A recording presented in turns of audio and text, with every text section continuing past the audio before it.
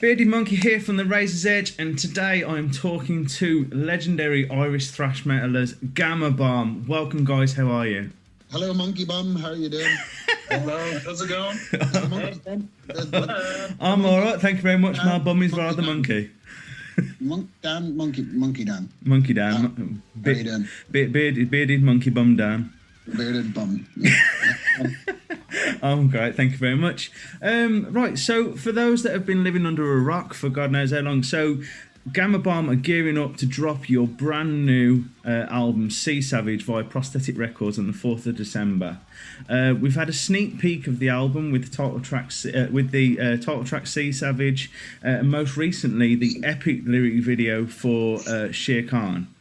The thing I love about Gama Bomb is your go big or go home attitude. Everything is so big. The music, the concepts. Where do your ideas come from, and who's kind of the instigator in the band? I suppose it really depends. I think on this album we all contributed much more evenly than we have for a long time. Yeah. Isn't that right, lads? Yeah. We all kind of, for the music, myself, Damo and Joe, it's all evenly what we submitted, so yeah. I think it's very a joint effort. Yeah, and I think in terms of in terms of lyrics and stuff, because I'm the singer, I end up, coming up with a good bit of that. But, there's lyrics on this album written by Damo. Yeah. There's lyrics on this written by Joe. Yeah. So we mix it up a lot. I think, I tend to... The ideas they come from different places. Quite often I'll find if I'm doing something boring, that's when I get an idea. If I'm just on the train, or cycling somewhere to do something boring, like go to the shop or something, it kind of just pops into your head. And then other times it's about the kind of internet wormholes you go down. Yeah. So I was reading up about old toys I had as a kid, and I was like, oh my God, Baron Ironblood. He was a cool toy that I had from the old school Action Force toys, and then when I read up about him, instead of doing work or whatever, I was like, wow, okay, we could totally have a song about him. He's so ridiculous. So it just kind of depends. Some of it's the things that you're watching and reading, and other stuff it's kind of, sometimes it's like the title comes into your head and you have to work backwards from the title. So I think Ready Steady Goat popped into my head. Yeah. And I was, okay, that's a really good pun. And Damo was like, yeah, you have to write that. So I was like, shit, now I have to think up why would you possibly say that phrase? So, and sometimes they hang around for years. Remember last Ninjas Unite, that hung around for years. Yeah. I've been wanting to write a song called Pronounced Macabre for a long time. That's true. That is true. Haven't come around to writing the lyrics yet, Yeah, Pronounced Macabre, yeah. In fact, we've always earmarked that as one of the possible album titles too. Pronounced Macabre. Yeah, so it really depends. But we do, as you say, we for a band who are definitely working a groove that's a very clear genre, we do try to put as much as we can into our ideas, Yeah. We don't farm a lot. We don't phone a lot of it in. I would put it that way. Yeah. There's always some phoning. Got to phone something. Yeah, definitely. Well, you guys have been on a few record labels over the years, and huge record labels. I mean, AFM, Earache, and most recently Prosthetic Records. With the ever-changing music industry, how has your relationship changed with record labels over the years? Soured. Our relationship starts off really good and then sort of goes downhill. Yeah. It's like Herbalife or a pyramid scheme, Yeah. Or like our romantic relationships. It's kind of like that, Starts off great for about a week, I think obviously our relationship with labels like our current label Prosthetic, it's a much more mature relationship. Each time that you have, and we understand ourselves better, we understand what's required better, whereas I think when we first got signed or when we had our first little small record deals and stuff, and we hadn't a clue how you made a record. We didn't know how you produced a record. We didn't know how you marketed a record. We didn't know what a record company's objectives would be when you make a record. Do you know what I mean? Yeah. We were just kind of like, this is fun, let's drink, and we're still drinking like mad, but now we know what they need to do to make it a success, and we know how to get behind that. And I think as well, as you get older, once you have a couple of record deals, you know what a fair deal looks like, Yeah. and you know what the telltale signs are. Yeah. It's kind of like being in a romantic relationship after a few teenage disasters. Yeah. You know, you kind of know what to look for in a grown-up relationship, really. Yeah. You know, Definitely. We were okay, like, you know, the last couple of years, like, Prosthetic is pretty cool. We have a good relationship with them. AFM were pretty cool as well. yeah, they were cool. Yeah, absolutely. They were, like, we did 3 albums with them, and we never had any issues with them at all. Well, No. can we talk about Earache? Yeah. So I mean, Earache Records. There's a lot of controversy with the likes of Decapitated and their unpaid royalties. Barney from Napalm Death versus Digby Pearson himself a few years back. Has there ever been animosity between you guys and Earache? Well, I don't think it's much of a secret, really.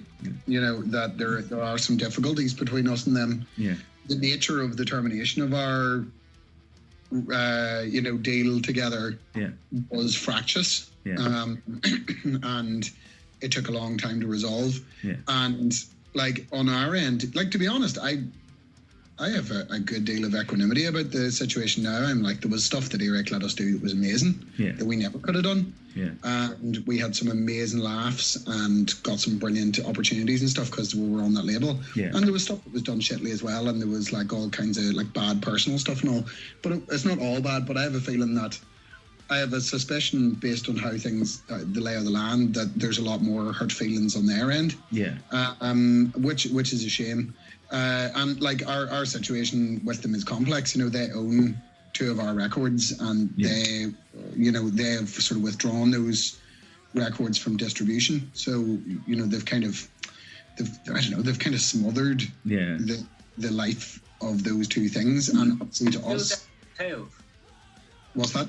You can still download Tales. Yeah, you can legally download Tales, which is the one bizarre blind spot in this. Yeah. If you look up Earache, Tales from the Raven Space download, that link is still live. So, like, obviously, look, that means, like, the lads can speak for themselves. They're probably more Damo because he was on those records. Like, but you know, it's kind of like, it inspires a lot of complex feelings in me. The biggest thing I'm annoyed about is that I want that art to be out there. I want people to enjoy that music, and they're good records. And people who like us like those records. Yeah. And I think that the intent that's implied in taking those records away, you know, the idea that somebody can kind of stop you in your tracks when you're trying to have fun and make art is a thing. Just personally, I just hate that. I hate the idea that you could take somebody's art off them. Yeah. But like, in reality, it actually hasn't stopped us. I think at that time, if we had just copped out and stopped making records, we wouldn't exist. Yeah. And our legacy wouldn't be there. But like, we've made albums that have tracks that are just as good, and you know, we went to Japan last year. Yeah, we played a heap of songs from those Earache albums, and they went down well. But the songs that went down best were all songs that were written after that time. Yeah, you know, so like we're affected by that in that we want people to have it, but we also, you know, we don't care. Like, we're still doing what we're doing. Isn't that right, lads? Yes. Yeah. With Earache, it's like we kind of. We didn't back down. There was some other bands that had a similar situation, and they kind of just gave in. Yeah. And they're kind of just filtered away. Yeah. And I think their baby Gama Bomb, they kind of stuck by and kept going. There's a lot of bands that just kind of broke up because of what happened in the era, doing fucking them up, you know? Yeah. And I think, I don't know. What's your take on it, Dama? I don't know. Like, I mean, it's kind of like you said. Like, there was low. I kind of just think about the positive stuff that came out of it. Yeah. And I don't really care about any of the negative stuff, apart from the fact that nobody can listen to our albums. Like you were saying there, we went to Japan and we got a great reaction for like the AFM stuff or whatever. Like, and that's just due to the fact that nobody in Japan can hear any of those first 2 albums on Earache, so really just really sucks, you know. And I think there was some great songs, and but again, I don't really think about it because we were part of Earache for a while, and when it happened, I don't think any of us were really that surprised. Yeah. And also we'd met a lot of people, like we'd met Napalm Death and you know, all these bands, and we'd have many discussions, and then you kind of go, oh, okay, so this is sort of, there's a reputation, kind of the way they do business or whatever, and you go, okay. Yeah, and look, here's the thing, like, these things are complicated, but whenever we signed that record deal, you know, we asked other people what they thought about it, you know, and people were just like, look, man, it's a record deal. Yeah. You know?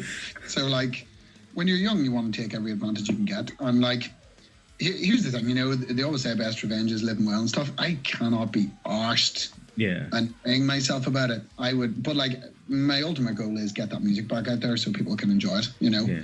Like that's what I care about. Do you think that's something that could happen? You know, I mean, oh man, look, anything's possible. Yeah. Those are just assets, you know, like that could potentially be making money for them, or you know, getting out there to people. So like, yeah, of course that's possible, and like I see it as possible, and sure we'll try to work towards that, whatever that is. But like, yeah, I don't have any personal animosity. I just think it's all a bit silly. Like, yeah, definitely. You know, it's not really how I live my life, so I don't really know what that's about, you know. No, definitely.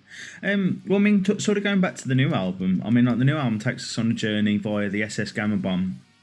So tell us a little bit about the journey that we are about to undertake on the new album. It's a journey into very loosely constructed themes, and very shoddy plotting. Yeah. So yeah, I don't know. We're just the album is kind of. The way we got it to stick together as a theme was to kind of make out that it was like a Victorian play, you know. I had been reading a lot about Grand Guignol, which was this famous theatre in Paris in the 19th century where they would stage very realistic horror plays, you know, a lot of crime and murder and ghosts and stuff and really realistic special effects, and that really stuck with me. And you know, when we were reading all these Victorian things, and you know, I suppose some of the album has like old school Victorian themes. We were like, right, cool. Well, like that's a way to make this stick together. This is it's a play about a voyage into mystery kind of thing. But like, you know, I think Joe said it right. He said the album is a concept album in the way that Power Slave is a concept album. It's 2 songs deep. You know, the concept is like 1.8 songs on the record are in the concept, you know? Yeah. it's kind of true, you know, whereas the rest of it, you can just, whatever. Like, and that's the problem with us as well. We write such a broad variety of topics. Yeah. When we're writing music that it'd nearly be impossible. We kind of have ADD or something, like, you know, it's very hard to be like, right, every song has to be about race cars. We just can't do that. You know, we're too, I don't know, we're too easily distracted by other shiny objects to kind of do it. Yeah. I think a lot of the time that really kind of is what helps us write. A lot of the time is go, we'll have this concept or whatever. Yeah. And then obviously like 2-3 songs in, you've forgotten all about it, but it's kind of led you to another 8 songs, like, you know. Yeah. Because when you write songs about the same things over and over and over and over again, you have to sort of, I don't know, you need to be inspired, or you need something to sort of like click a little switch in your head and you think, oh, okay. Yeah. That'll be something good to annoy someone with some lyrics with, you know? Yeah, but like I think it's great the way there is a proper theme to the record and the art, and when people see the record or the CD, they'll see that the inlay has the similar theme. You know, it's all done like Victorian typography, like theatre posters. It has a really old school Monty Python kind of vibe, and you know, we've really filled every available space with, you know, with this kind of idea, with guff, with nonsense, which is a very us thing to do. But yeah, like the maritime thing's really cool. At least it gives us something that we can kind of shoot for when you talk about merch or the inlay or maybe even stage clothes or the set, or you know what I mean. There's lots of different things. Got a video of it too. Yeah, we got a video out of it with our lighthouse and everything. Have you seen that one, Dan? Yeah, it looks awesome. So yeah, like we went and got to shoot at a real lighthouse, and we learned all about how lighthouses work. Is that somewhere that's quite close by to you? Not really. It's up the other end of the country. No, it's right at the top of Ireland in Donegal. So it's me and Damo had to drive for about 5 hours to get up there, didn't we, kid? Yeah, indeed. I remember it well. We nearly got killed a few times by my driving. Last video of us nearly getting killed by the Was it cold over there? Was it cold? It actually it was pretty cool, man. And the crazy thing about the weather was it was like it alternated between quite grey but all right, and then the biggest, heaviest rainstorms you've ever seen. God. So like we had to keep running outside. Yeah. We were hiding in like a children's educational hut beside this visitor centre. Yeah. And then every time it stopped raining, we had to sprint outside and try to film as much as we could. And then we went up on top of the lighthouse, like 10 metres up. Yeah. in the middle of this storm, and like we were very frightened men, like a lot of golf balls of poo in those men's trousers. Also, there was actually visitors around the lighthouse, like walking around looking at the place, and we were all dressed as lighthouse men, and then we had the cameraman and the monster and everything, and then this woman kind of asked me, goes, "Are you recording? Are you making a TV show?" Or, I was like, yeah. Oh, what's it on? Oh, YouTube. Disappointment of like, oh, no. On YouTube.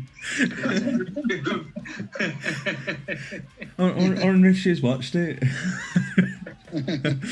No, on YouTube. Yeah.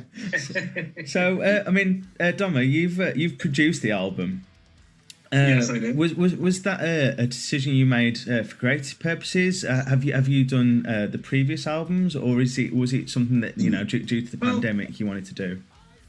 It's a kind of thing that we've basically been kind of talking about it for years and years, and then the last couple of albums I've produced the guitars on it and stuff, so it's like I suppose a sort of a slow handover.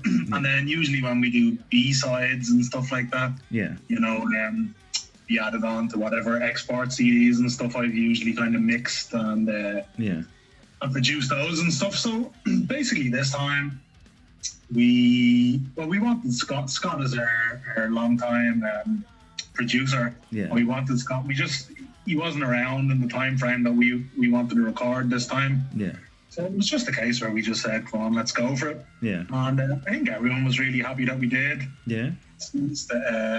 It's nice to be at the helm, and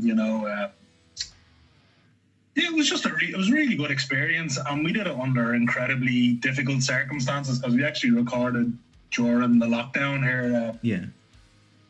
So it was really difficult. We had to basically do it over the internet. Yeah. It's kind of crazy, and made it like 4 or 5 times. Yeah. It took 4 or 5 times longer than it would have done. Yeah. If we had just been sitting in the studio. It was great. It was a really positive experience. I don't think I annoyed anyone too much. No, Domo was really good. And, he has great bedside manner, Domo, Yeah. And I mean that in a very sexy way. Bedside manners. Bedside bad side manners. So it was like, I think it was the hardest we've ever worked on a record. There was well over a month of vocal tracking, which we've never done before. I keep telling people there's one song we recorded for the album where we did 200 vocal takes to get the song done. Yeah. And we actually didn't even put that song on the album. So there was an insane amount of work went into it. Yeah. And the great thing about it is, as I always say, all those bands we love who have longevity, they all have some ability to self-produce records. They know what they want and they know how to produce it themselves. And I think now that we have that ability, I don't think, unless it was something extremely different, I don't think we would go back to working with an outside producer. You can get all the variety and colour by doing other things. We had Zach Oren mixed and mastered this album. And, Zach is a fan of the band, and I think he's about to become massive. In his own right, he's doing Carcass and all these other things. Yeah. But by having somebody mix and master the album, you can have a completely different flavour anyway, or by recording it using different techniques. So we're actually in a really good place at the minute, I think, in terms of looking at the future. More and more, we don't need a huge amount of support to make more records. Yeah. And it'll be nice to have a studio for Domo to work in, but it actually shows you don't need it. Yeah. For what we do use for the studio is just the drums. Yeah. So we still rent. There's no getting around that. Yeah. So when we say we produce it, we don't kind of we don't. It's not a glorified demoing. We actually still put the effort and time. Yeah. As everyone else does, because working with Scott, and Scott is he's one of the best out there in the business, and he makes you work hard. So you kind of that rubs off against you, so you kind of he rubs off against you. He rubs off against you. What? Yeah. Me too. Hashtag me too. Me too. We worked really well with Scott, and we took a lot from him. Even we learned so much making records from Scott. That's the other side of it. A lot of what we did this time was just stuff ideas we kind of robbed from Scott. I mean, in a way, because like making a heavy metal record is much more difficult than like almost any other genre of music. It really, really is. It's incredibly difficult, and especially nowadays, the kind of things have to be like, if people don't want to hear this, but like, you know, if you released I don't know, like Rain and Blood now, the record company would say, no, you have to do that again. That's not good enough, you know? Yeah. It's really, really, really hard to make a record. And I mean, I've been kind of making records and stuff for years, and like other types of music and stuff, and obviously heavy metal too. Yeah. But I mean, it was really Scott that kind of showed me how to make heavy metal records, you know? Yeah. And it's a very specific it's a very specific way of recording, you know. With other kinds of music, especially thrash metal, Jesus, you have to literally do it as if it's an equation, you know? Yeah. Like other types of music, you're very free. You can go into a room with other musicians and, you know, play the song through or whatever, and then maybe say that's it, you know? Like, put it this way, I recorded a reggae band there maybe 2 years ago. Yeah. I did an EP for them, 4 songs in the EP. We went in to the studio, within, I think it was about 3 hours, the 4-track EP was done, like everything, the whole lot, start to finish, you know? I mean, we didn't even have, like, you know, verse vocals on that amount of time on when you're doing a heavy metal. It's just a different, I don't know, it's kind of hard to explain, I suppose, if you don't, if you've never been in the room while it's being done, you know? Yeah. Well, I mean, I guess the technical end of it's kind of boring for a lot of people, you know? Yeah, I suppose with heavy metal, I mean, and especially thrash metal, because of how fast it is, every note has to be.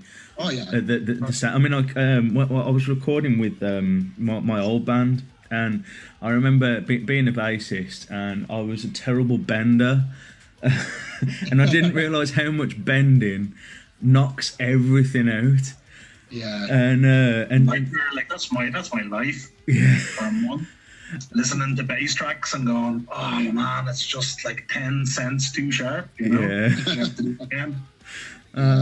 So it's just mad. I mean, I think when we recorded, I think we got to the end of recording the 3 tracks. We recorded everything, listened back to it, and going, it's all out.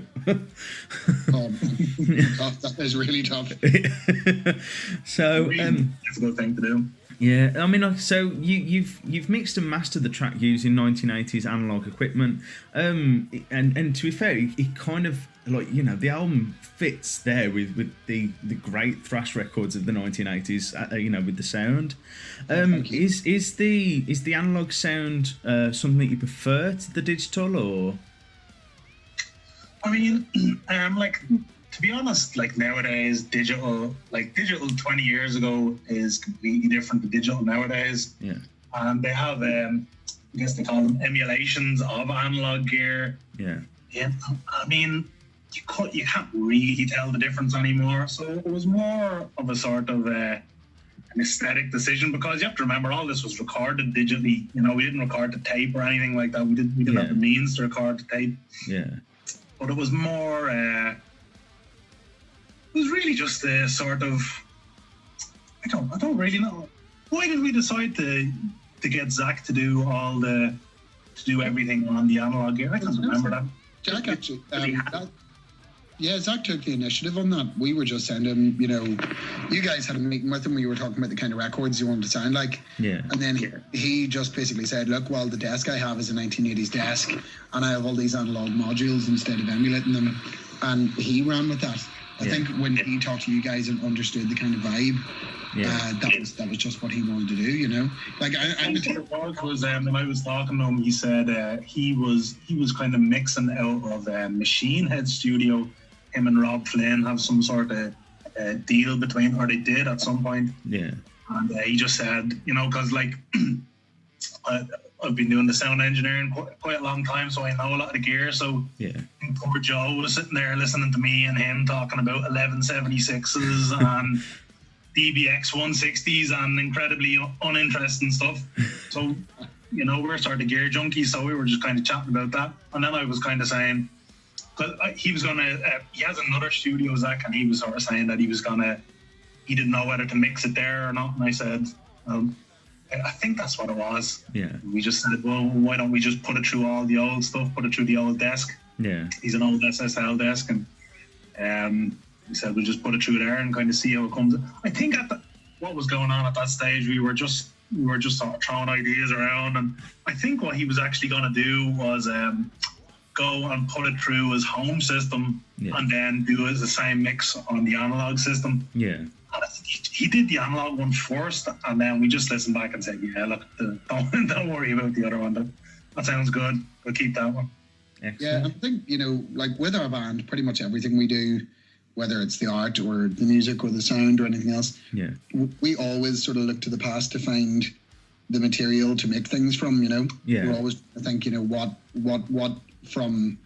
what from the stuff we know do we go back to and get this? So it kind of makes sense that we're always looking for a different kind of vintage sound or vintage art or whatever, Yeah.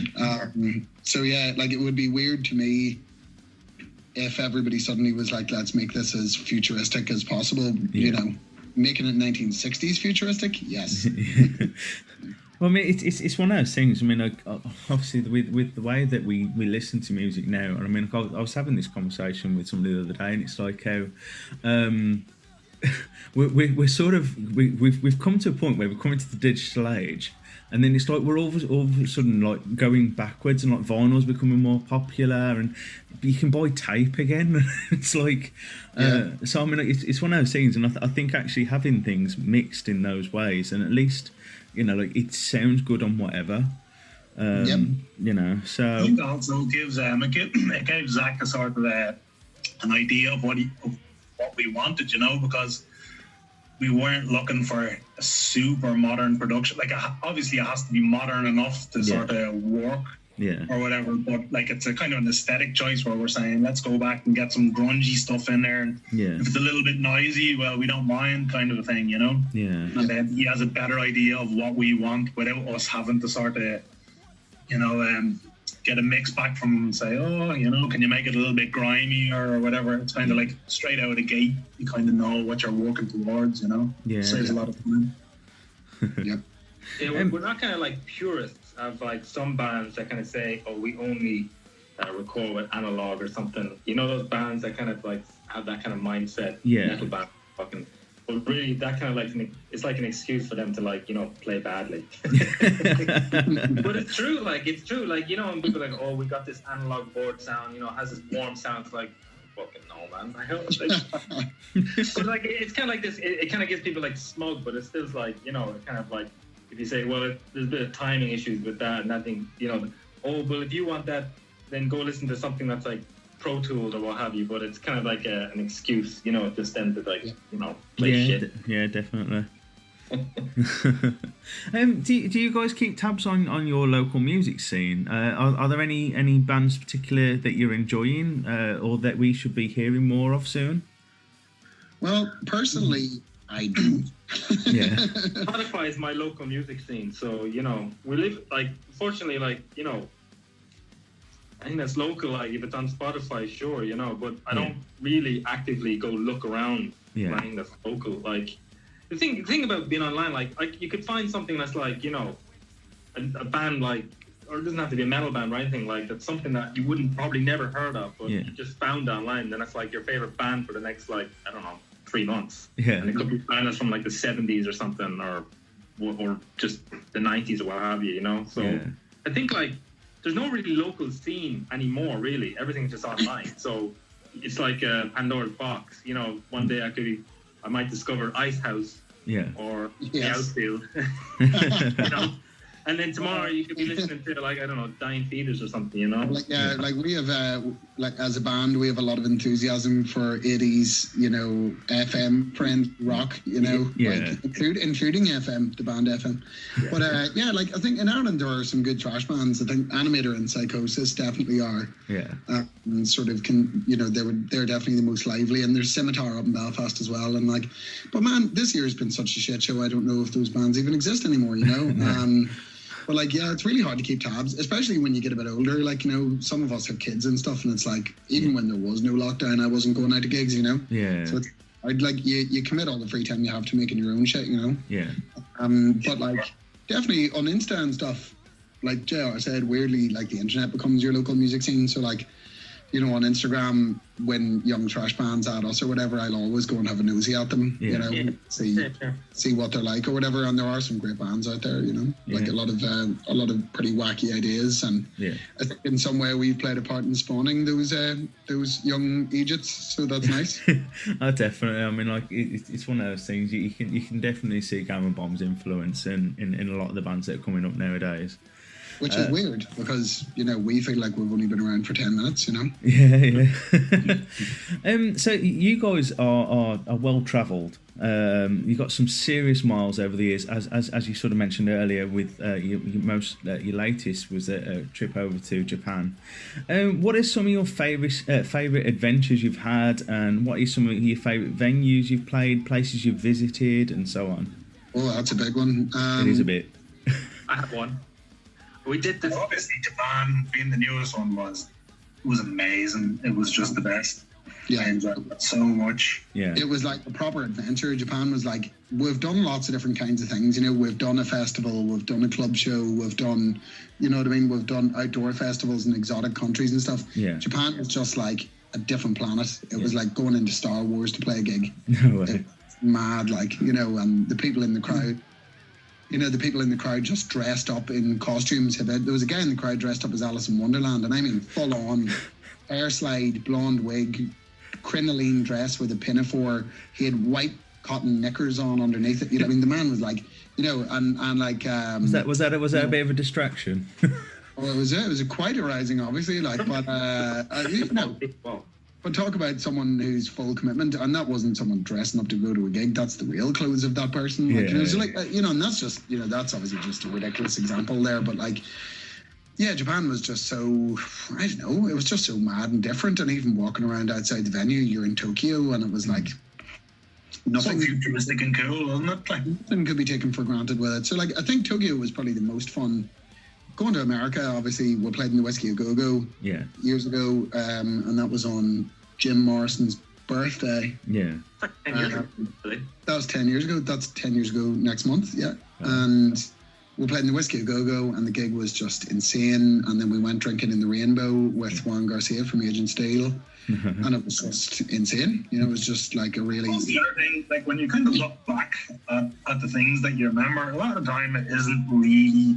like the best gigs and stuff, you know? Yeah. Like I have lots of memories of playing in Rostock in Germany, and like a lot of time it's like really shit places are the places you kind of tend to remember and have a sort of a fond kind of memory for, you know? So, like, my favourite gig we ever played was like in Madrid in this tiny little thing. I just remember the band was like the tightest we'd ever played. Yeah. And I have some friends who live in Madrid, and they turned up to the show and stuff.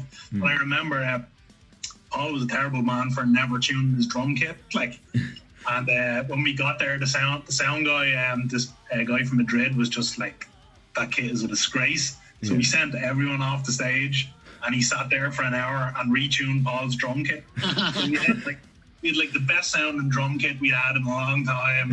Everybody was really tight. Our friends were there, but it was this nothing sort, like tiny little gig. Like, and to me, that was kind of my favorite gig we've ever played. You know, so we've done some amazing gigs. I remember. Do you remember we played in Berlin and we were in the back bar of quite a small bar? Where we got the poster, Jazzbo poster. No, that was Tommy Weisbecker House, which was also decent. Tommy Weisbecker House is like a big anarchist squat. We played in this venue, and then we sat out on trestle tables on the street drinking pretty much all fucking night with the people who were at the gig afterwards. Yeah. And I remember it was a back room, and the back room was about as wide as a normal living room, and the entire room up to the stage was just full of people. You know, when there's so many people, it looks like the people are going up to the ceiling nearly.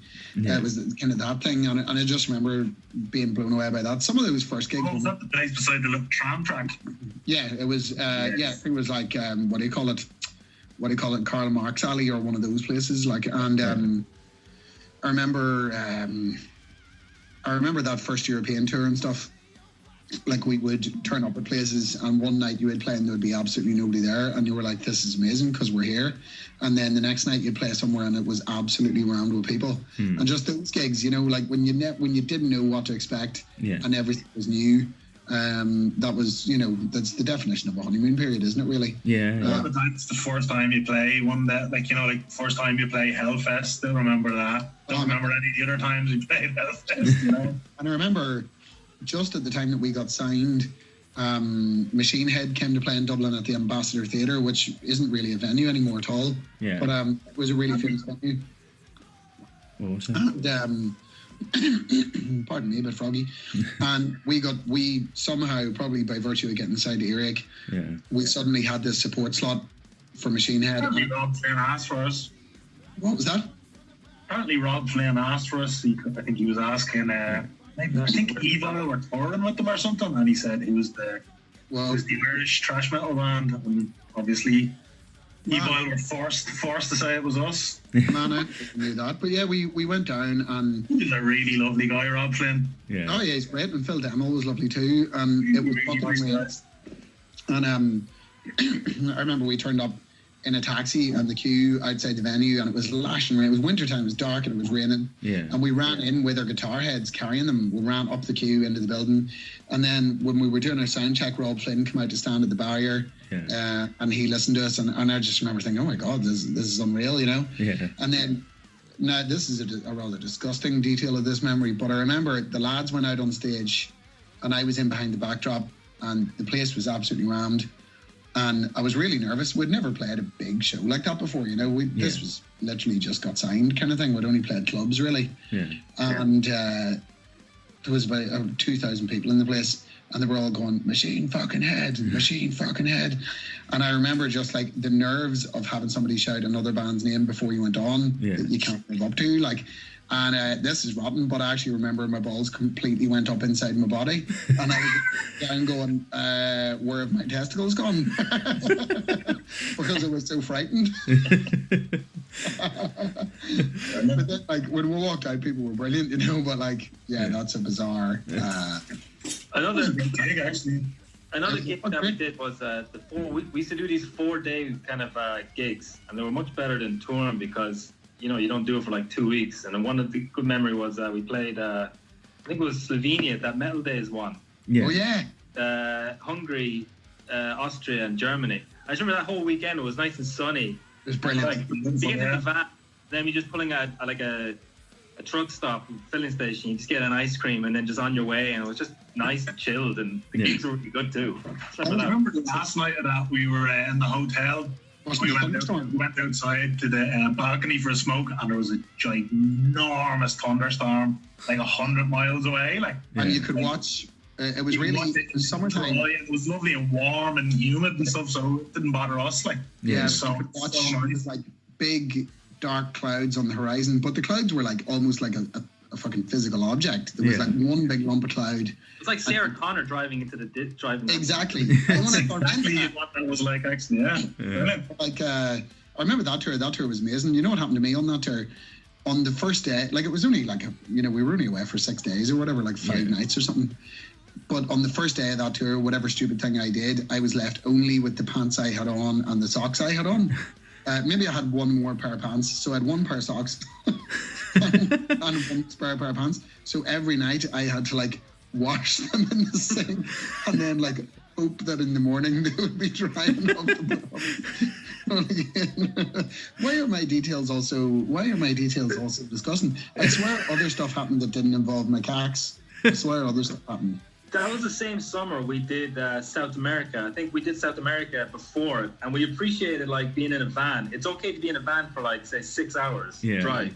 Then we did a week or week and a half doing South America. It felt like 2 months. Yeah. Oh my God.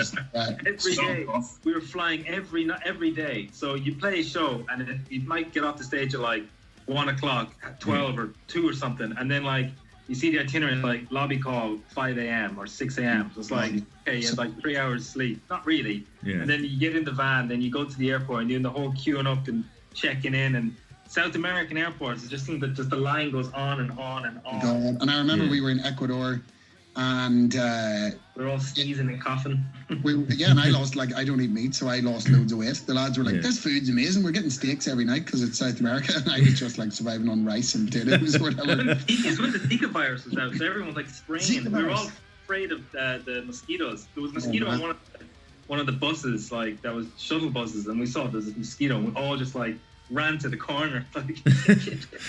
Yeah, and I remember we were in Ecuador, and it was the afternoon, and I actually remember making the decision to sleep instead of eating because we were so exhausted. I was like, no, I'm not going to go and eat. I'll eat tomorrow. I'll just go and sleep now.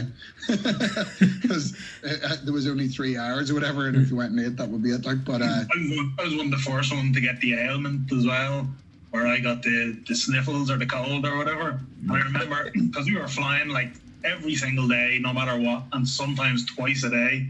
What would happen to me was I had a kind of head cold. So when we would kind of go, or we would come down, you know, coming in for landing or whatever, my ears would completely block up. And then I'd be basically deaf. So I'd play the show, like more or less deaf. Luckily, we play really loud. But then the next morning, then we would get on the flight, and as we would go up, it would unblock my ears. So I'm on a crazy loud plane. I can hear everything perfectly. And then as soon as the plane would go down, and that was like the last 6 days or something. It was awful. But you know what, man? There were some amazing shows. I remember we had so cool, man. South America. And we just I would love to just stay for longer and not have to fly every single day. But apart from that, everything about it was. We did have one day off in Uruguay. Remember that? Uruguay, yeah. Was it not in Lima now? Did we not have the day off in Lima in Peru? No. No, we just did like an afternoon of me and Paul. We got lost in Lima, Peru, and that was horrible. I still have the key to the hotel still. I remember we were walking around in Lima. I loved it, Lima. I remember me and Damo. Me and Damo were walking up like one of the main shopping streets, you know, and it was like Oxford Street in London. There were thousands of people on this street. And I said to Damo, look up ahead. And Damo was like, what am I looking at? And I was like, Damo, we are like 2 foot taller than everybody here. Because, you know, they're all those, you know, the Peruvian, very like, you know, very much ethnic Andean people, like, and we're like literally 2 foot taller than and like you could just see over the top of everyone's heads all the way up the road. I remember we were the whitest people of all time. I know. Remember what that one the woman wrote on our table in Rio? We had like a ticket for the table, and she was asking us what our names were in Portuguese, and obviously we didn't know what she was saying, so she just like kind of rolled her eyes and tutted and just wrote down, and she'd written gringos. I remember, it was in Ecuador, like where you were insanely high up in the Andes. When we got to the venue and we walked in, the girl who was looking after us turned around to us and she was like, here, in this country, you're like black guys. And I was like, what are you talking about? And she was like, you're the only white people in this entire place. So, you know, you're really exotic. And I was like, I don't like your example, but thanks. I remember her saying that we were the whitest people she'd ever seen. I remember we played in Sao Paulo, and when we were playing, it was kind of in the outskirts. It was like this kind of area where like the roads would go, like the hills would be just so hot, like so steep. And we played in this kind of bar, but it was like a homemade bar, like a kind of on the roof of the building. Yeah, and like it was that place, the corrugated iron shack. It was like a favela. It was kind of like a favela, and we played in it. Yeah, exactly. And I just remember the crowd going mental, and just like there was this woman at the front, and she had like these. She got 2 of the drumsticks, and she was like she was in a trance when we were playing. She was just going insane. Yeah, John was kind of scared of her. I remember her. Yeah. She was trying to kiss us. Put me in a headlock. It's like, okay, just go with it.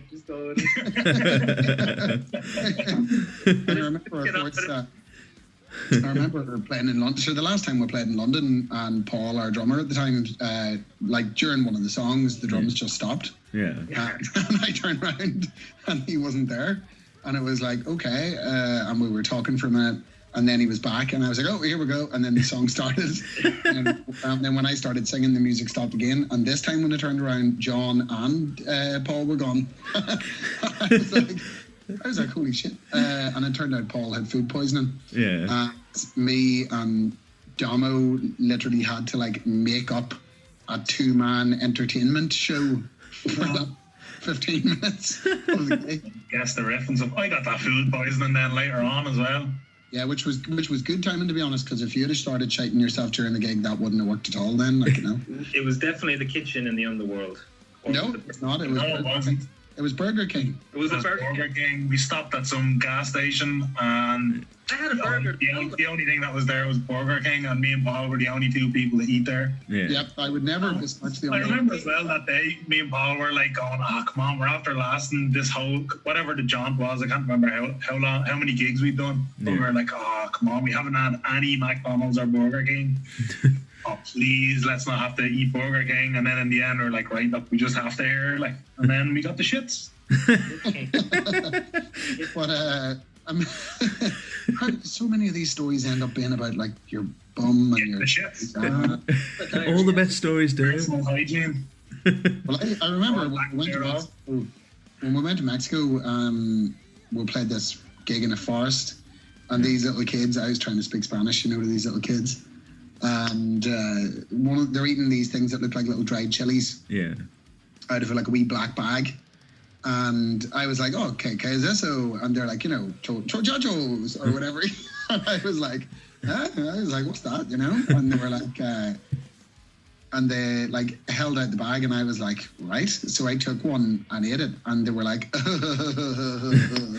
and I was like, well, obviously I'm so insecure in my masculinity that I was like, right, okay, I'm going to have to show these children up. Like, so then I grabbed a big fistful of them because, they were laughing at me because they were crickets. They were dried crickets. And I was like, right, I can't be shown up by these 17-year-old children. Like, so I had to eat a big fistful of them. And it tasted really mental. It tasted like I was eating computer components. Like, and then whenever we were flying back from Mexico, we got stuck in Mexico City Airport all day. Yeah. All day, like 18 hours or something. And then we ended up getting to Chicago.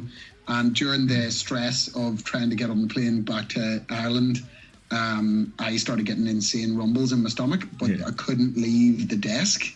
I couldn't leave the airport desk because the two Egypts who were trying to put me in were like, sir, you're going to have to wait here. And I was like, I was like, oh, please just tell me I can go and get on the plane. Basically, like, the inevitable happened eventually, like, because I couldn't leave the desk. And then Damo wrote the song Shitting Yourself to Live about that incident so that I could not only not forget about it, but that I would be forced to address it, you know. And it includes the good times, you know. But it includes the line that summed that situation up: you must take a shit in your trousers or you will never see your family again. Exactly where I come from. And I think that rings true for all of us. But there's one more memory was we landed in it was in Colombia, and the guy that was bringing us around, he was like banking on this festival that we were supposed to play, and the festival got cancelled while we were flying there.